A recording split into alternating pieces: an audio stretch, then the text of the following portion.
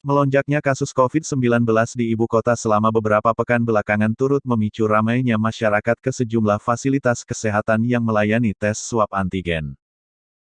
Pemandangan tersebut terlihat di Klinik Kirana Medica dan Klinik OMDC, Jalan Warung Jati Barat, Pancoran, Jakarta Selatan pada Rabu, tanggal 30 Juni tahun 2021. Kedua klinik yang terletak di seberang Gedung Arsip Nasional Republik Indonesia itu terlihat tidak henti-hentinya melayani masyarakat yang hendak memeriksakan diri.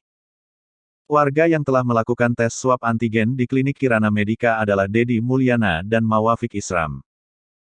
Dedi mengatakan jika dia tahu informasi tes swab antigen murah di Klinik Kirana Medica itu saat hendak atau pulang kerja. Dirinya sengaja memilih Klinik Kirana Medica untuk melakukan tes swab antigen karena biaya yang terjangkau, yakni seharga Rp77.000. Kalau yang saya tahu emang ini yang paling murah. Saya nggak tahu juga kualitasnya seperti apa, cuman yang saya rasakan hidung saya sudah dicolok. Saya nggak bisa berkomentar masalah bagus atau enggak, ucap Dedi di lokasi pada Rabu, tanggal 30 Juni tahun 2021.